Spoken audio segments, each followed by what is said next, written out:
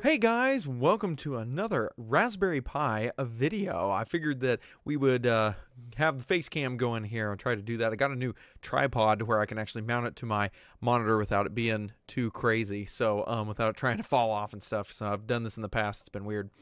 Anyway, what we're going to be looking at today is another program for the Raspberry Pi. This is going to be in a long list of programs that we're going to use to basically do the automation stuff with the Alexa. So this is going kind of the first intro, but it shows you some really cool stuff. This program is going to help us out when we start writing custom skills for the Alexa. So that still is coming. However, that is proving to be very complicated. Anyway, we're going to be checking out a program today called Home Assistant. It's a little program that basically turns your Raspberry Pi into a smart home hub device. Basically, you can hook up all kinds of stuff to it, and you can hook it up to, you guessed it, the GPIO that's on the Raspberry Pi. So you can actually control things with the Raspberry Pi's GPIO if you would like. Now, it also has interfacing for like the Philips Hue. It has a lot of different interfacing for the smart home such devices and whatnot. So it's kind of cool. So if you don't want to make your own, you can buy already existing ones, and this thing acts like kind of like the hub for controlling it all. It's actually pretty cool. So what we're going to do today is I'm going to show y'all how to install this program. So we're going to be going through. There's tons of documentation on the internet. It's just fantastic solution, documented very, very well. But what we're going to do today is I've got a blank Raspberry Pi. In fact, today we're going to be using the Raspberry Pi B Plus because, as you know from my previous videos, my Raspberry Pi 3 is my Alexa, basically. So I don't want to touch that since I got it all set up. So I grabbed my Raspberry Pi B Plus, and that's what we're going to be putting this on. But this should work for any Raspberry Pi, okay? So I downloaded the latest Raspbian. Looks like we're still on the Jessie Pixel as of this video. So there might be, by the time you see this, later versions. But we're going to be working with the Jessie Pixel version of Raspbian. So the first thing that we need to do is we need to do our apt get stuff. So we're going to do our sudo apt, helps if I do it right, apt get update. Okay, so first off, since I just installed this literally, I'm going to update all the packages, make sure that it has the latest and greatest archive packages and whatnot, so that way we can download the things that we want. I'm going to be following along. If you would like to, or if you would like to follow along with me, I'm going to be looking at the Home Assistant's website. We're going to be going through this manual installation. I've already done this once. I like to try to do things before I do it. But let me know in the comments. Let me know if you like that, or if you'd rather it be more of a open deal where I you can see me fumbling through stuff along with trying to figure it out. That's up to you. Now, problem with that is it'll make the videos a lot longer. So that's why I kind of try to stay away from that, and it takes me a while to deploy videos, is because I'll basically try it out, debug it, get everything to work properly, and then I will post it. So, and still the videos are fairly long. So anyway, well, this may take a while, so I'm going to go ahead and pause right here, and I will be back once this is finished. All right, be back in Flash. All right, and with the magic of time, which you guys don't have to watch, we've now updated all of our packages. So now what we need to do is we need to download some essentials. So looking over here at my other screen, we're going to do a sudo apt get install, and you want to install Python 3 venv, and we want to do Python 3 pip. Okay, so we're gonna fire that up and install all of those packages. So this should download all of this. Yeah, there was a newest one that's already existed, but the other packages weren't there. Like I said, depending on which version of Raspbian that you download, it may already have some of these packages, but still go ahead and run it just to make sure that it downloads all of them. So this should go fairly quick. And that's another thing. You need to have this hooked up to the internet, obviously, for definite, obvious reasons. So anyway, cool thing about this is you can use it from your smartphone or tablet device, basically mobile devices it supports, as well as using your computer or whatever. So it's actually pretty cool. So I think what we'll do is we'll do this again because this will take a while. I'm going to pause, and we shall return when this is done downloading. All right, so be back in a flash. Okay, and through the miracle of time, we are now installed with that information. So what I'm going to do next is we will move on to the next one. So what we need to do is we need to create an account that we're going to call Home Assistant, and then we will set it up with some permissions and whatnot, because it needs to have some special permissions in Linux. So first off, we're going to do a sudo user add rm home assist, let's say home assistant. Do that real quick. Alrighty. Now we're going to cd to srv, which in there we're going to make a directory for home assistant. Okay, so we're going to do that. Then we need to change some ownership for the home. So what I did was a change own for change owner, and I did the owner and the group as home assistant. So that should be good. Once we get into the rest of it, I'll show you what the reasoning for all of this. So now we need to go into we need to switch users and set up what we need to set up. So we need to set up the user account and create the virtual environment for the Home Assistant to run in. So to do this, we're going to sudo switch user -s to the bin. Lost my place. Bash. There we go. Duh. Couldn't think of the name. Home Assistant. So let's run it. Well, helps if I try sudo, right? Speed kills. All right, there we go. So now we're into the Home Assistant user that we just created. So now what we need to do is we are going to have to cd to our srv, to our Home Assistant directory. Then we're going to run this Python 3mvenv for virtual environment Home Assistant venv, which is our virtual environment. So that should set that up. Let that simmer. Once that is done, we will source an activate file, which will set up our environment variables and everything else for the environment. So, and again, this may take a while, so I'll probably go ahead and pause the video. So we'll pause for a second. This will do. Oh, wait, maybe not. Haha.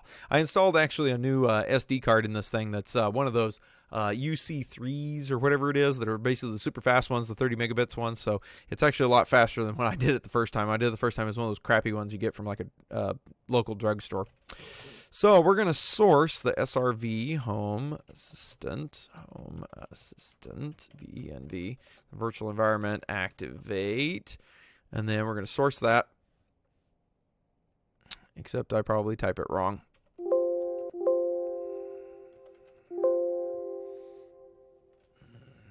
Oh, duh. Forgot bin. Sorry, bin activate. Okay. So there we go. So now we're in our virtual environment. And what I usually do, actually, in fact, let's exit out of this for a minute. This is what I do. Just to make life easier, we're still going to do our sudo switch user -s bin bash Home Assistant. What I do is inside this home directory that's here, I vi the the .bash rc file, and I put this source in there because pretty much every time that we come into this, we are going to be, I just go down to the bottom here and we just insert it in. is what I do. Because pretty much every time that I'm going to switch user to this Home Assistant user, I am going to basically, I'm going to be wanting to go into that virtual environment. There's kind of no reason why I should just stay as Home Assistant. So that's what I do, is I do that, and then at least pretty sure that's how it works. And then when you do your sudo switch user s, and then your bin bash Home Assistant, it plops us right into the virtual environment. So that's what I do. There's probably easier ways to do that, but that's what I do. Makes it simpler for me. So now, once we're in that, now we need to go ahead and do some installing. We need to install the Home Assistant. So we're going to do pip 3 install Home Assistant. I believe. Yep, we're going to do that. And then this will actually install the Home Assistant software. So that's going to go ahead and roll through whatever it needs to do. I know this one probably does take a while. So I'm going to go ahead and pause right here, and we will pick it up. Yeah, downloading and unpacking Home Assistant. So this is going to take a while. I'm going to go ahead and stop the video, and we'll pick it back up once it's finished. Okay, guys, through the miracle of time, we have fully installed. So now I am ready to move on. Now, once this installs, you're pretty much done. I mean, really. You can type HASS for Home Assistant, hit enter, and it will fire the whole system up. Okay. Now, one thing that I want to do is I don't want to do that, because if I have to type that in every time, well, that kind of stinks. I want to be able to reboot the box, right, and it come up and be already in it, right? So first thing I would like to do is I would like to set it up using the systemd to basically come online whenever I reboot the box. Okay, so that way it just starts automatically and becomes part of a service. Okay, so that's what I want to do, is I want to create a service for it. So in order to do that, what I'm going to have to do is we have to install some stuff in our Home Assistant folder. So what we're going to do is we're going to, like I said, using the systemd, let me run through this. I'm reading through it real fast to make sure I can do it correctly. So what we're going to do, yeah, that's right, is we're going to create our service. So we're going to cd to etc systemd system. All right, and then what we're going to do is we're going to create a file. Ooh, better sudo this. Create a file that is, oh wait, I can't be Home Assistant. Let me back up. I need to be Pi for this. So etc systemd system folder, and we're going to now vi, and the way we name this, you can name this whatever you want as long as you remember what it is. I'm going to name mine Home Assistant at Pi. That way I know that it's using the Pi user, and that's the one that we're going to do. Service. So we're going to vi that. Now what I'm going to do is I'm going to insert, and you guys can go here. I'll put the link down in the description for where to cut and paste this in, because I'm just going to cut and paste this whole file because it's a lot easier instead of trying to type it all in, because I might mistype something. But basically, this is what you want to put in. It's going to basically tell it where that source activate thing is.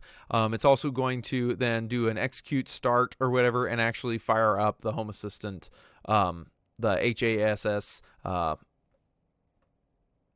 program, so that way it'll start running. So that's what this is basically going to do. And since we're plopping it in this service folder, the system.d or systemd, it's kind of like if you've ever done init.d. Since this is a Debian image, I believe it uses the systemd for starting different things. Whereas like if you use like Fedora, Red Hat, or something like that, it's a little bit different. They use the init.d stuff, but it's same difference if you've ever used that before. So we're going to right quit this. Oh, yes, that's right. Oh, you know what? I just totally forgot. In this system folder, yeah, you can't. Well, let's just do this another way. These are things that I forget to remember. So what we want to do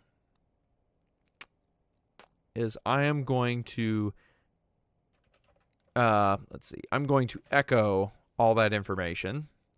So this is a way to cheat. If you can't actually save files in this, this is a way to cheat. You can redirect the output. So what I'm going to do is I'm going to echo all of that. So I just right-clicked to echo all that, close that in quotes. Then I'm going to redirect that to our file. So home assistant at pi.service. Well, I got to sudo it. Ah, darn it. So sudo echo. And all the echo command does is it just, whatever you put in quotes, do the quote signs, woo, whatever you put in quotes, it basically just echoes it to the console, is what it does. It just echoes it right back to the console. Now, what I can do, though, is using the stdio, I can redirect that into a file if I want to. So with the sudo going, we're going to go home assistant at pi.service. Okay, we're still getting our permission denied. Okay, all right, fine. I'm getting angry. So what I'm going to do is I'm going to switch user to root. Hopefully it will let me do this. So VI, we're going to say home. See, sometimes I bumble around. I've set this up like about 2 weeks ago, so I don't remember what all I did to get the permissions right. So let's see if this. Hopefully this will work. Right? Root's basically God mode, right? So let's see what happens. I think it worked. Yay! All right. Okay. So I just had to get mean with it. That's all. All right. So now once you get that file created, so note that if you have to switch user to root. So once we get that file in, now we've got to let the systemd know that that's even a service. So we're going to do a sudo systemctl, and then do a system daemon reload. So we're going to reload the daemon. Theoretically, that should read that new file. Okay, so we're going to do a sudo systemctl enable, because we got to enable it now. Home assistant at pi. All right, so that should. There we go. Created symlink, symbolic link for that. Yada, yada, yada. Okay, perfect.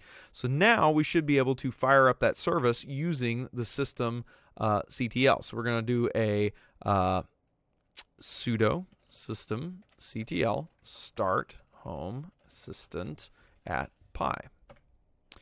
And this should start it up. Now, if we want to check the status of this, we go up into here. Status, and if you do a -L, gives you the long listing. Should see it started. Yep, started Home Assistant. All right. So now Home Assistant takes a while to start up. If you do that over and over, do that long listing, you'll see all the stuff that it's starting, and it has to load quite a few resources and whatnot before it will fully start. So that's what I'm going to wait and look for. Hopefully. Welcome to Home Assistant. This message, blah. Okay, yeah. To install. Yeah, attempting to install SQL Alchemy. Okay, so it's installing that, and this may take a little while. So what I'm going to do is I'm going to continue to watch this, and I will come back and show you the listing when it's full and ready to go. And it should go into, if I remember right, a listening mode. I believe that's listening is what it says. So, but basically it'll say listening. It'll say Home Assistant is now listening, and that's when it's listening on the port 8123. So 8123 is the port number that it'll be listening on. That comes by default. I believe you can change that somewhere. It might be in the config. Okay, guys. Now this is kind of what you want to see. This looks like most of this is all set up. I missed the part that says listening or whatever. There's been some other stuff that went on, but basically this looks like looks pretty good. Once you start seeing all this goop, sorry, my nose has been running. All this stuff has been going. Okay, there it is. Scanning. I'm sorry, not listening. Scanning. My bad. So when you see the service scanning, that looks like it should be ready to go. And the way to check is to grab a web browser. So that's what we're going to do. We're going to grab the old Microsoft Edge. Try that one and go to the IP address. Now mine I have set up as 192.168.1.30. 31 right there in the browser, and then :8123 because it's at that port. So you go to that.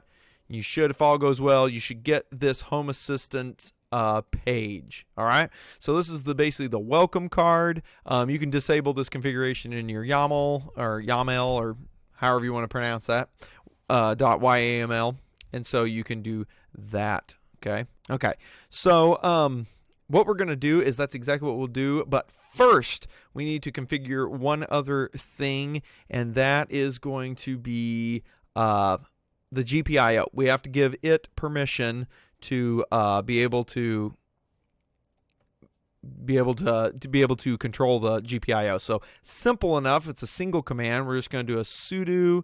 We're going to do an add user home assistant to GPIO. There's a group called GPIO that is where the permissions are for that. So that's all we got to do is just add the user to that group. So there we go, adding user to group, and we're done. So now we can allow the Home Assistant to utilize the GPIO to be able to turn on LEDs and things like that.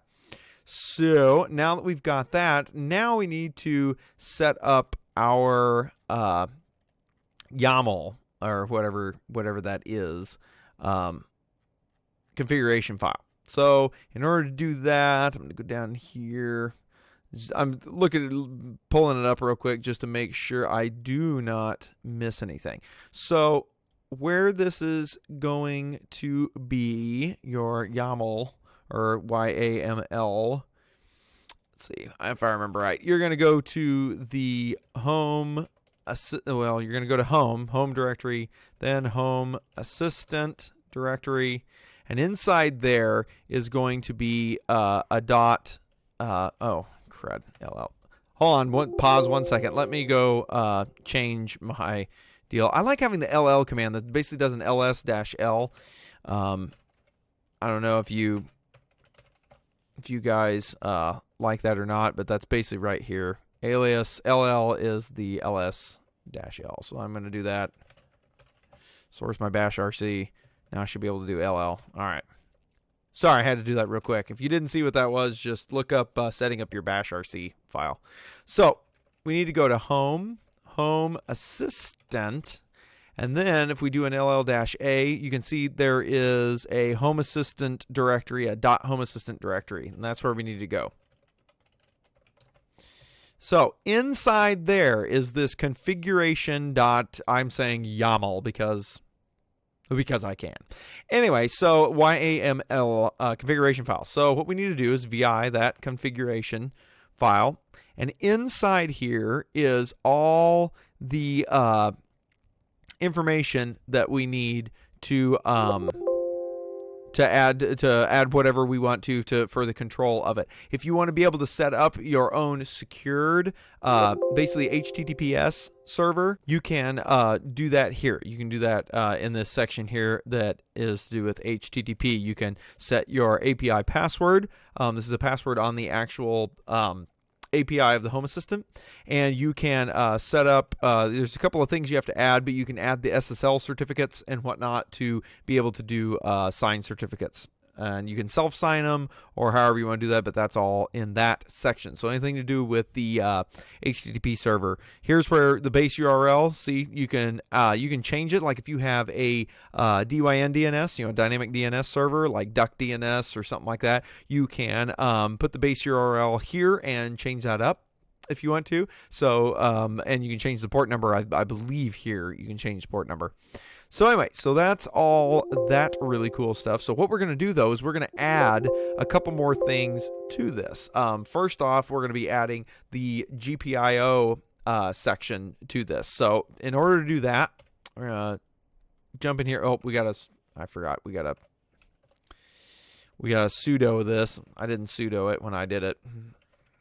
So to do the sudo. Sudo. There we go. That way we can edit it. There we go. All right, so what we're going to do is we're going to type, and I believe this is all like JSON type way of doing things. So you're going to do a switch. Okay.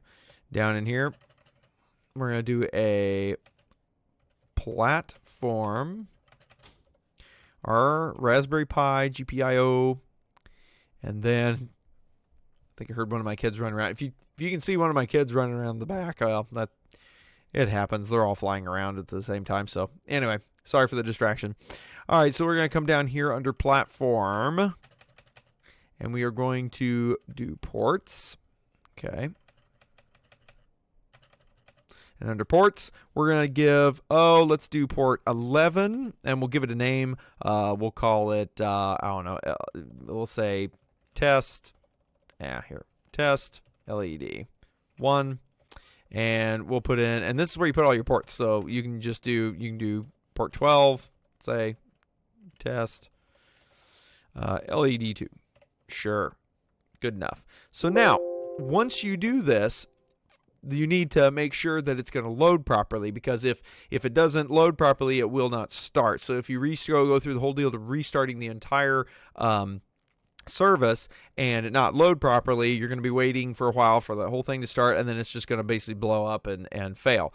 So you need a way of testing your configuration to make sure that it is going to be working properly. So in order to test it, there is a slick little way of doing that. I can't exactly remember the command because I've only typed it just a few times.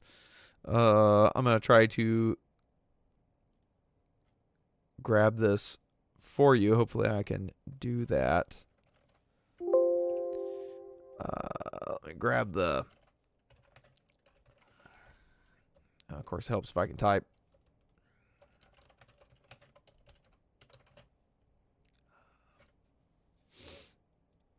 All right, so let me see if I can get this pulled up.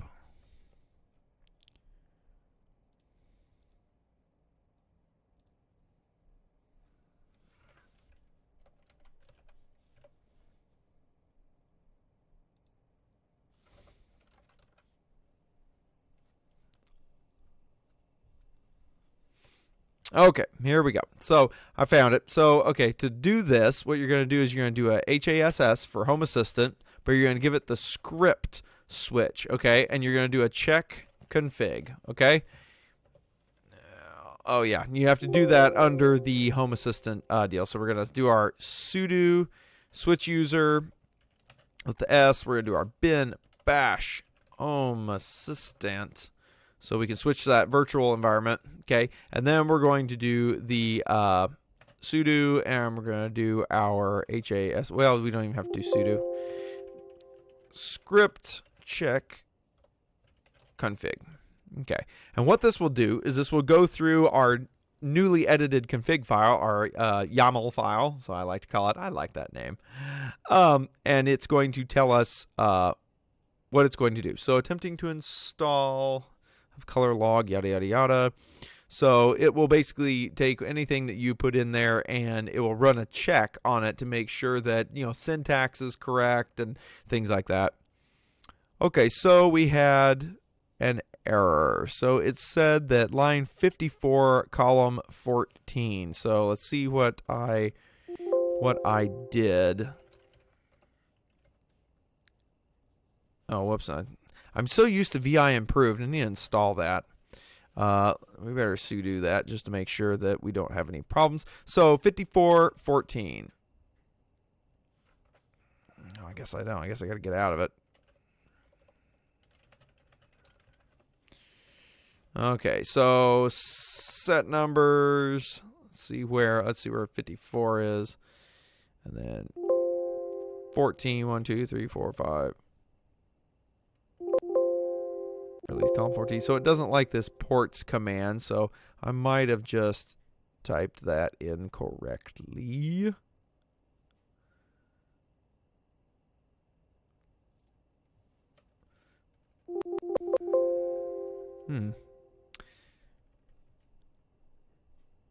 Oh, it needs to be, I forgot. It needs to be same line. Okay, so 1, 2, 3, 4. 1, 2, 3, 4. I think we're probably good there. Yeah. I think that was what it was, is I didn't put it in the same line. Let's try that now. Oh, yeah. I have to do my whole sudo switch to the thing here. Then we're going to check our config. So we're going to check it again. I might have just typed that incorrectly. So let's make sure that that works. And like I said, and then once this checks out and says everything's good to go, then you can restart the service, which I will show you how to do that. Same way as starting it. Okay, see, there we go. Now we didn't get any errors, so that was my bad. So now we just do the same thing we did before. We're going to back up to our Pi user. We're going to do a sudo, and then we're going to do a system ctl stop, okay, stop the home assistant at Pi.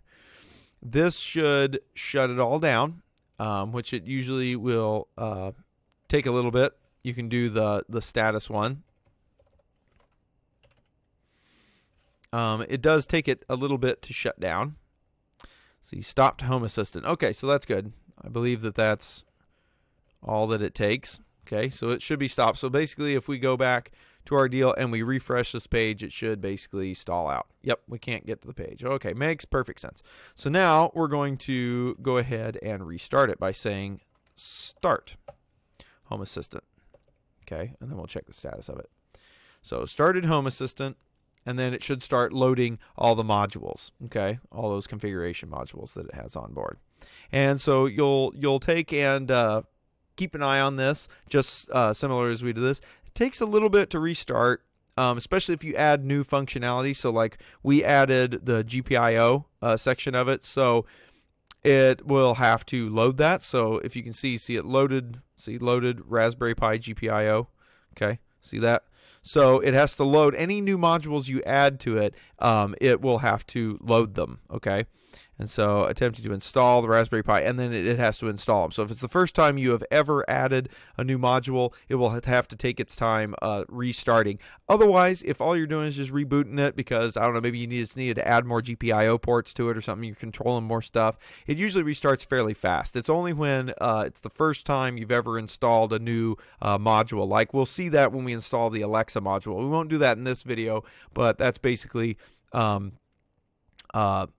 will happen. Anytime you install a new module, it'll take a little while.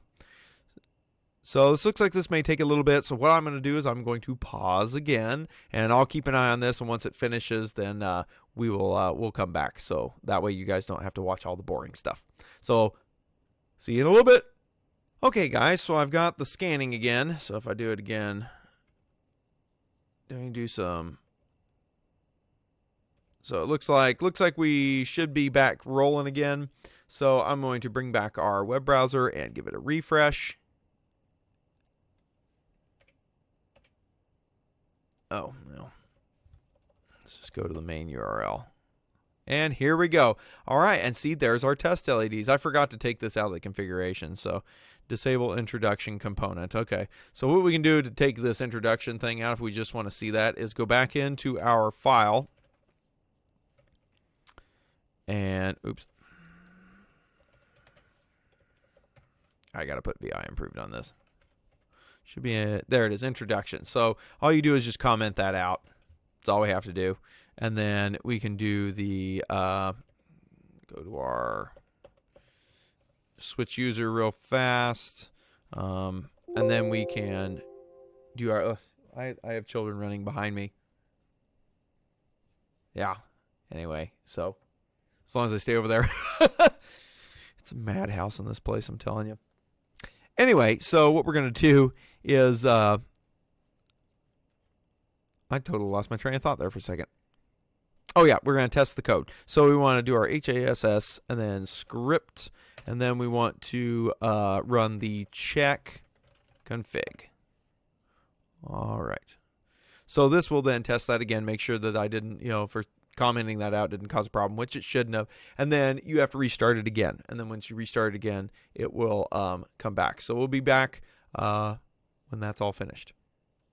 Okay, guys, so everything's now restarted. See that screen is gone now. And that's basically how you set this guy up. Now I can click these, and it should turn on and off the deals. I'll probably, after this, I'll probably switch real fast to my cell phone, and we'll go back. I've actually got it back in kind of like my server room, I guess you'd call it.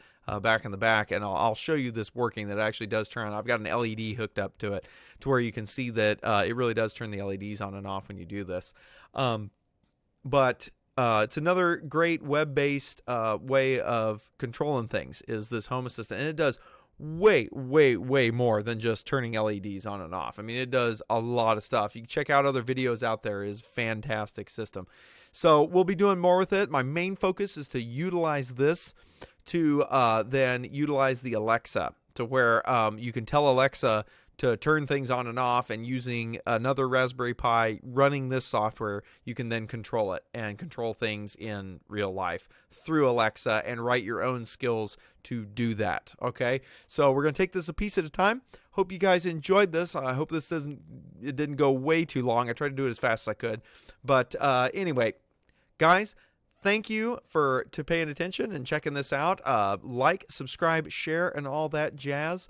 I'm going to try to get back into the swing of Maker Monday. I know I haven't done that in a while, but it's because I've kind of run low on content, and yeah, it's been really busy, and I've had some family problems. So not with my family, my immediate family, but I don't know, just some issues and stuff I've had to go through. So it's been quite interesting. So anyway, I apologize for that, but I will try to get some more videos made. I'm trying to make a ton. I've got quite a few things lined out that hopefully we can knock out this year. So guys, thank you very much. Like, subscribe, share. Check me out on Instructables, Twitter, t-shirts at Zazzle.com. I'm going to be uploading some more t-shirt designs here before too long. Zazzle.com/misperry. Anyway, with that, guys, I think that ought to do it. Check out this video of us of me doing it and testing this out, and then we will see you next time. Terrible quality, but I've got my iPad set up here with the LEDs on. I would have used my other camera, but it quite literally died the minute I got done making the video, so it died on me.